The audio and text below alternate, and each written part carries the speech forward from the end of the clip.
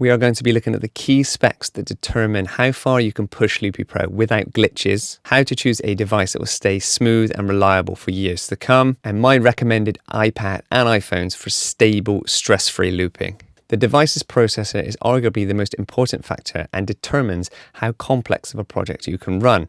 If you plan on using many effects, plugins, and time-stretching things on the fly, then you need to be aware of what CPU is in your device and look out for the right specs when picking a new one. For running Loopy Pro, the main spec you should look for is what's called single thread performance, not the multi-thread performance. You can find this quite easily by using Geekbench online and finding the model that you are looking at, and it will give you a single threaded performance figure. The Apple Silicon is extremely powerful now in both iPhone and iPads. Many of the phones and older iPads use the A series chips, where some of the new modern options have the M series chips, which are much more powerful. Screen size obviously depends on the device you choose. If you choose an iPhone, then it's got quite a small screen, and you can have a really large iPad Pro, which is 13-inch.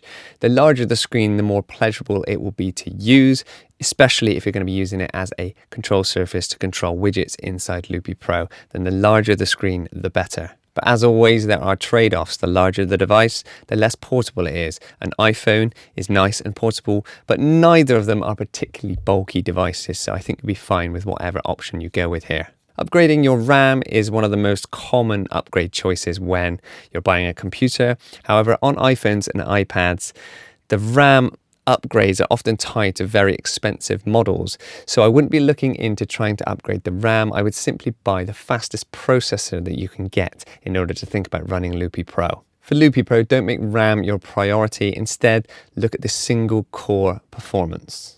Storage, well, it's a tricky one because you cannot upgrade later, and Apple's upgrades on storage are ridiculously expensive.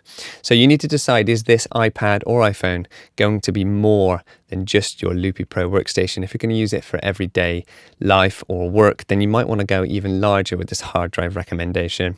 For me, I think you need at least 128 gigs so that you can save your projects, you can do screen captures if that's something you want to do, and you can install lots of different plugins with samples, etc. I personally have been using the 256 gigabyte iPad Pro, and it's not even got close to filling up yet, so I know I've got space to grow as we move forward. That being said, you could get away with some smaller 32, 64 gigabyte options, but if it was me and I was buying new, I'd try and get the 128 gig if I can. For connectivity, you need to think about what port options are available. The older devices came with Lightning connections. You can still use those, and it's perfectly possible to build a looping station around Loopy Pro with the Lightning connection. However, it's not as stress-free as using a USB-C connection. I'll go into the different hub types in another video, but just be aware, if you can get a USB-C port, then go for that. If you've got the Lightning, then you can still make it work. If you're going to be using Loopy Pro regularly, then you're definitely going to need a hub. So the connection port is quite a crucial thing here when buying a new device. Now, some recommendations. Well, if you're new to Loopy Pro and you already have an iPhone, there's absolutely no harm in downloading Loopy Pro, trying it out there, getting to grips with some of the functionality and seeing if you really need anything more. If you can get the CPU to overload on your iPhone, then you know you're going to need a more powerful iPad, leading to a better purchase decision.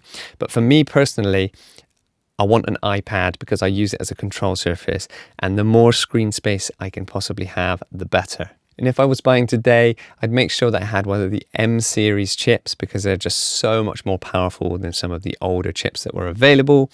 And I would also really make USB-C a top priority because you can easily get hubs that are compatible for good value rather than having to use Apple's own adapters, which are expensive. And if your budget allows it, then I would get a 13-inch model. I've been using the 13-inch M1 iPad Pro, which I bought on the refurb store, so worth checking out if you want to save a few pennies as well. And I just love having that extra screen space when working with Loopy Pro. On screen here is a quick purchase guide. I'll put a link to download this below the lesson as well. These are just some good options that will work well with Loopy Pro, depending on where your budget is and how much you plan to spend. So wrapping it all up, start with the device you've got and experiment with Loopy Pro a little bit. Try and push it to its limits and find out what you might want. After that, pick something that fits your needs and budget, and it should last you for many years to come.